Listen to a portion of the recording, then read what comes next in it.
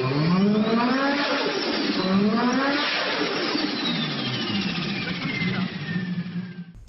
hello, hello! Welcome back. I never thought that this day would come, but it is 37 degrees today. We've kind of been in a slump lately where it's just been super, super cold out. But, you know, this whole week is supposed to be gorgeous. So I figured I would take advantage of the nice weather, and I'm going to do some stuff to the CRX. I did get a hydraulic handbrake, which I'll show you right here. It's just kind of laying in my toolbox. But this is a hydro handbrake that I ordered from eBay from some Chinese seller. And I believe it was like 40 bucks. And it came with everything you see here with the reservoir, the master cylinder, and the handle. And I actually started filming installing it and whatever. I'm not sure. But I pretty much got a lot of this stuff out. So I removed like the factory handbrake and the cables going to the brakes in the back and everything. And I actually went through and I checked out the rear brakes and, you know, the lines going to it and everything like that to hook up the hydro. But it turns out that the back brakes are like completely gone. They're shot. One of them is actually capped off and the other one's still hooked up with a leaky wheel cylinder. So I have to either rebuild the rear brakes, which they are drum currently, or I'm going to switch over to disc brakes. I'm not sure what I want to do yet. Obviously, the better option is to switch over to disc brakes, but I don't know if I really want to deal with a lot of the stuff under the car. It's pretty rusty, and I don't want to like be stuck and break shit off in the frame, which I know I can get it out and I can do it, but I don't know if I really want to stick the time and effort into doing all that. And I'm not sure exactly what I need to do rear disc on this car. I think I just need DA, rear trailing arms, and you know, all the brake accessories and whatnot. But money's super tight lately, so I'm trying to do the best of what I got. So unfortunately, I'm not going to be able to put the handbrake in quite yet because I don't really have the money to either switch it to discs or even buy a rebuild kit for the drum brakes. I feel like maybe rebuilding the drum brakes might be an easier option for me at this point. Both money and, you know, just kind of, they might work better because everything's new. I could get new shoes, new wheel cylinders, hardware kit, and just throw it in. And then I wouldn't have to get like new everything for trailing arms and all that stuff. Because I feel like if I did rear discs, I would get spherical rear trailing arm bushings. I would get new LCAs. I'd want to do it all. And like I said, I don't know if I'm going to do that to this car or not. So, whatever.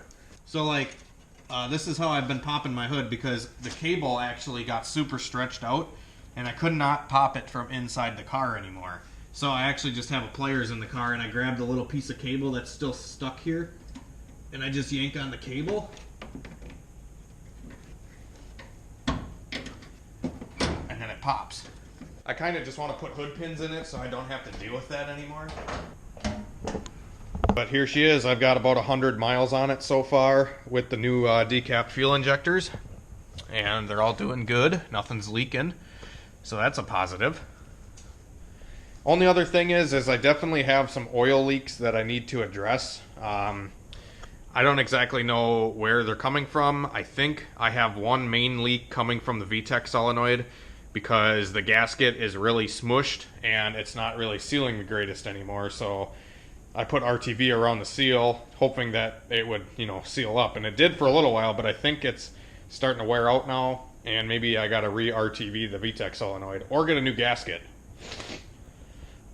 Otherwise, I may possibly have a head gasket leak on the corner there that's leaking oil. I don't know. It's not really bad enough for me to worry about it. Like, honestly, I can go probably 1,000 miles or so and not even burn a quart. Or go through a quart, I should say. So it's, like I said, it's not that bad, but I don't like oil leaks. They kind of drive me nuts. And the coolant situation on the car, you know, you guys know that it did freeze up on me. I did put some concentrate in it, and it seems to be all good to go now. So that's a plus. So yeah, today I'm actually going to take the CRX and I'm going to go retune it a little bit and probably bring you guys along and see if we can get this thing on E85 today. You know, the nicer weather and whatnot's kind of allowing me to do so. So A lot of times people don't like to run E85 in the wintertime because E85 can actually gel up when it gets cold and, you know, can mess stuff up. A lot of people say that it, you know, it eats away at your fuel lines and it eats away at like injector filters and seals, and it can just wreak havoc on a fuel system. And it really can do that. But usually the only time it does is if you leave the car sit with E85 in it for like an extended period of time.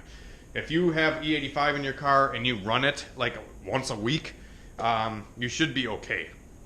At least from my experience, I've never really clogged up fuel injectors or anything like that, unless the car has sat for like 6 months without being ran and it had E85 like residually in the fuel system. So if you're going to store the car and not drive it a lot, I would switch it back over to pump gas before you leave it sit for like an extended period of time. Another issue with E85 a lot of times in the winter time is that it can be a little bit harder to get flowing, and it can cause a little bit of hard starting. Like my Subaru over here, this car is on pump gas and E85. I can run either or. I have a tune for pump gas and I have a tune for E85.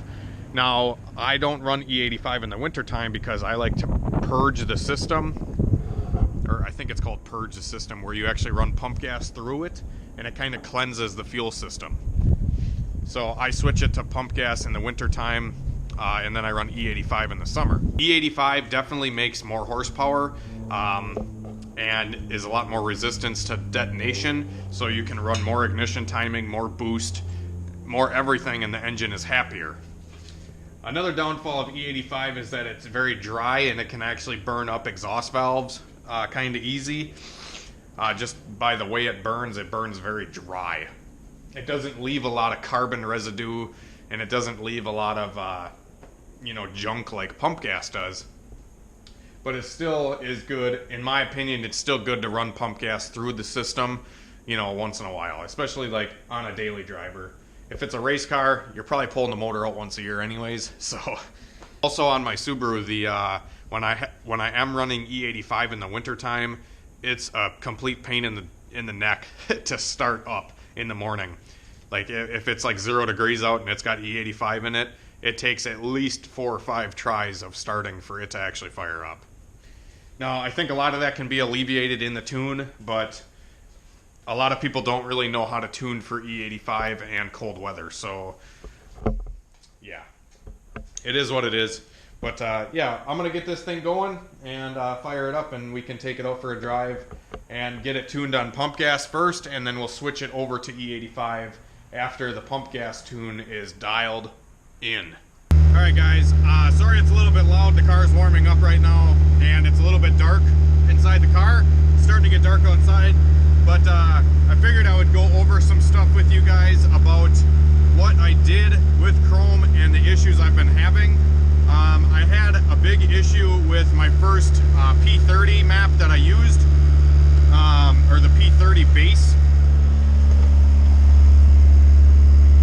So on Chrome, when you go to File, New, it gives you these options of what base you want to use.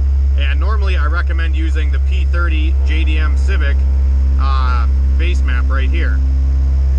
I found out that this one does not work very well because it has bugs with the rev limiter and some other bugs that I don't know how to explain.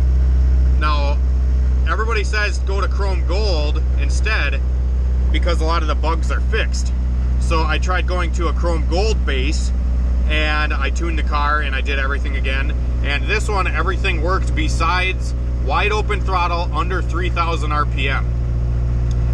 Anything below 3,000 RPM, it would not send adequate fuel and the car would run lean, and then as soon as it hit 3 grand, it would like hit a switch and it'd be like, oh, hey, I'm alive now, here's all the fuel you need.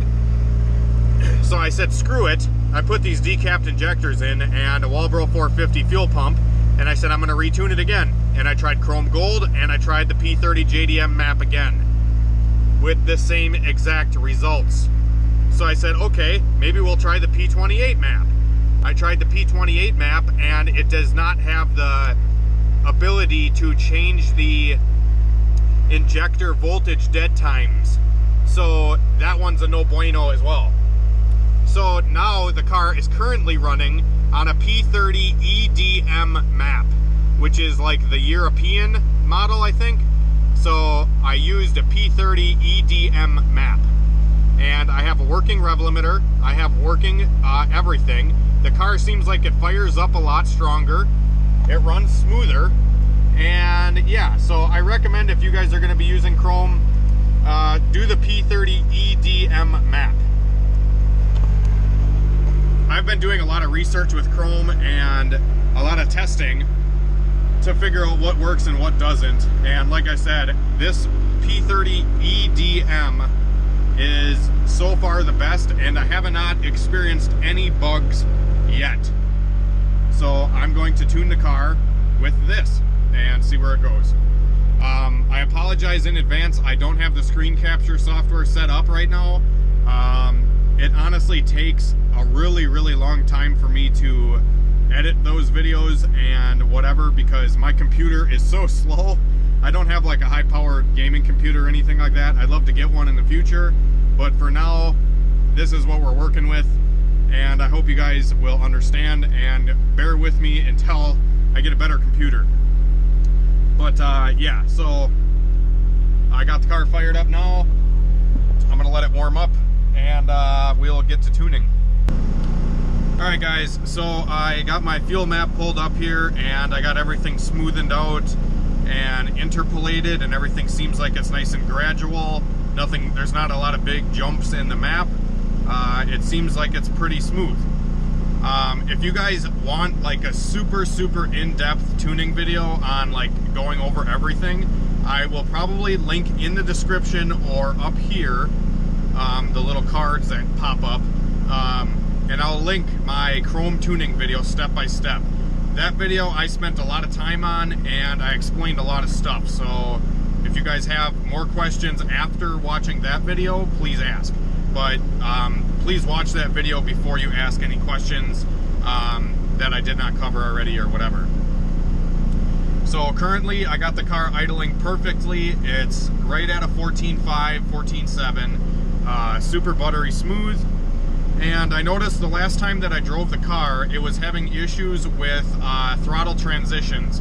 So like when I would bang a gear or, you know, suddenly smash the throttle down, it would cough. The car would like cough rich, and then it would slowly come back to the desired air fuel ratio that is on the main fuel table. And in Crome, under the fuel multiplier, there's a main and then a advanced fuel multiplier table that you can adjust. I'll show you quick. Alright, so under the multiplier calculator, which is going to be under tools, and then fuel multiplier here, once you click that, you'll get this option here.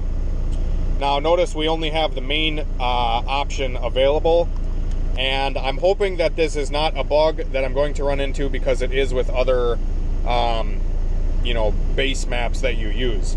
But we're going to shut the car off, and we are actually going to go to plugins, and then we're going to go to fuel tools.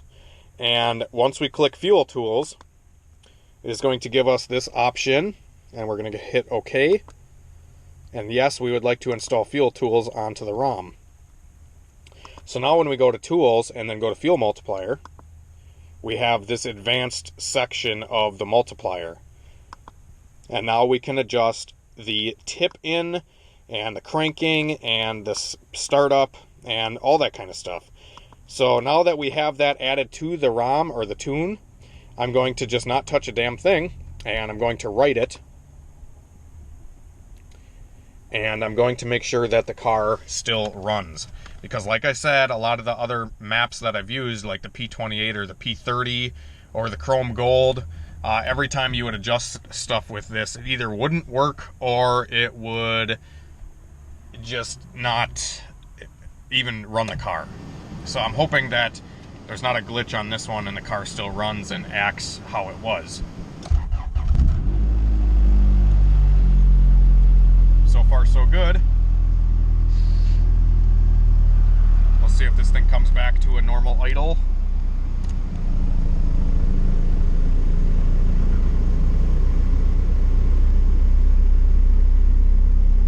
which it seems pretty happy. Seems pretty good. So yeah. Now I'm gonna go drive it around and see if I still have this throttle transition issue and maybe clean up some of the cruising stuff, and we'll pick up after that. All right, so currently under high vacuum situations, the car is actually running rich, like 13.0. So I'm going to try to take out some fuel down low in the high vacuum situations and see if we can't get it to smoothen out to like a 14.7.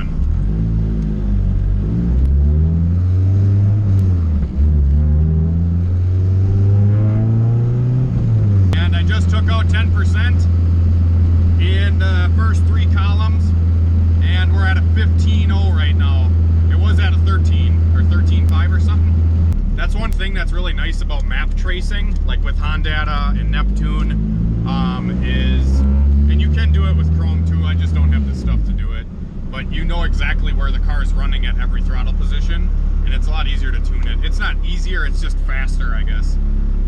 You can tune it faster.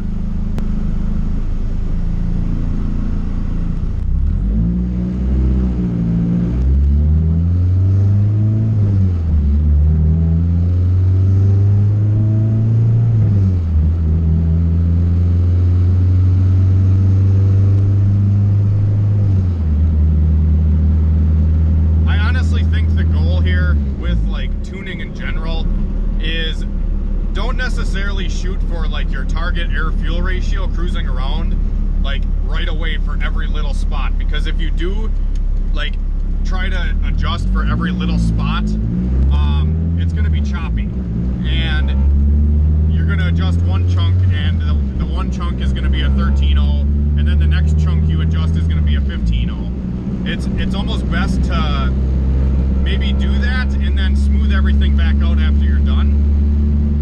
But the goal is to have a consistent air-fuel ratio driving everywhere, and then highlight a huge chunk of it and just be like, okay, everything is like a 13.5 right now, so I need to take 10% out of everything to get a 14.5.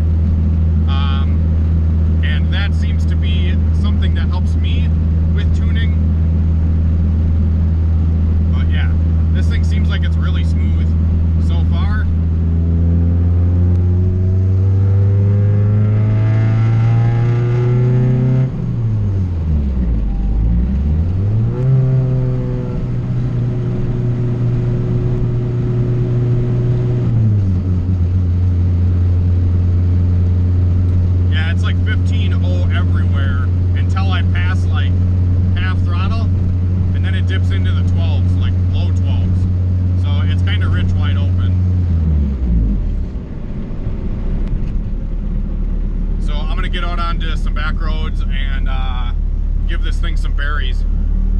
Hopefully you guys can see the wideband okay, but I just kind of finished up tuning on the cruising and everything like that, and it seems like it's very, very good. Everything seems awesome.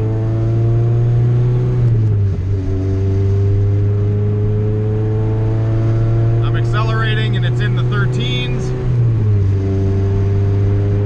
I stab it and it's low 13s. And then when I'm just cruising,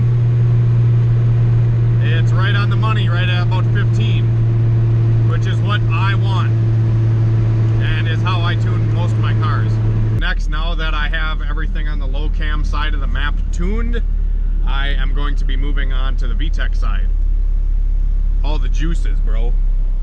All that VTEC. So, okay, I'm gonna do it. I'm gonna roll on it in 3rd gear, and we're gonna watch the air-fuel ratio and see where it sits. We'll start her off around 3 grand.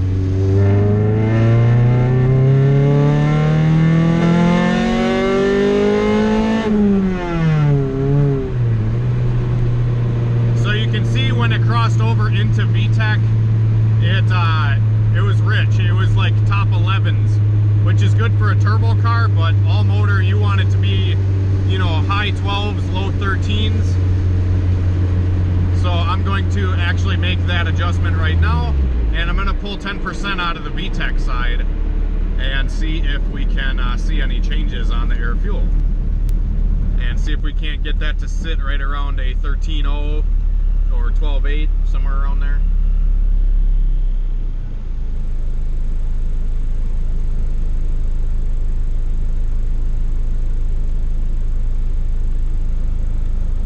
Alright, just made my adjustment, took 10% out.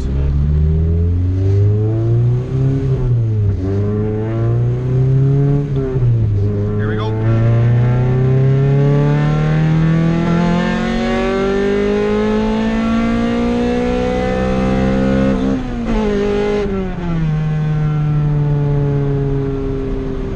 That's what I'm talking about, baby. She's pretty dog pile chicken smile now. It was getting a little bit rich on the top end, so I'm gonna do another pull and kind of pay attention to where the mixture was getting richer. Like I said, usually they get richer around like 7,000 RPM, and you may have to pull another 10% out after 7,000 RPM. At least on Honda engines, that's kind of how they act.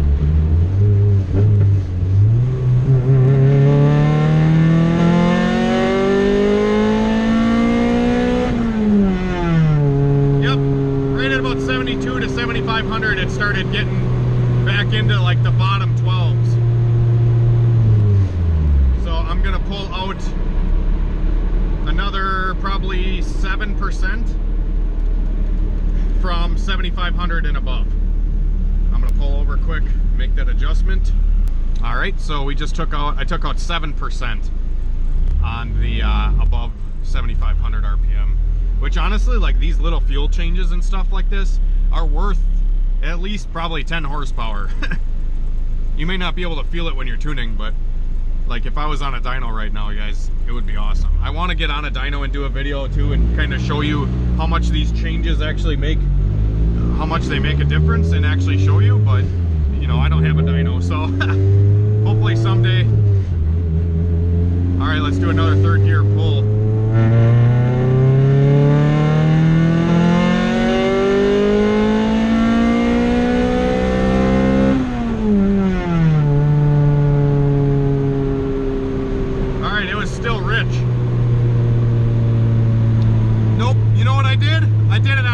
Actually, I added 7%. I didn't actually take it out. Stupid me. Whatever, it just means you guys get to hear VTEC more. Let's do this again. Alright, so I took out another, I actually took out 10% this time. Let's see if we can make it happen or not. Beep, beep, beep.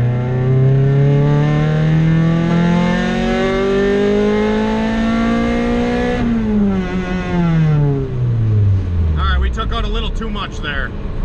It started going towards 15 there at the top end. So I'm gonna trickle in another little bit of fuel and see if I can make it happen. Trickled in some more fuel, and hopefully this time it'll be good.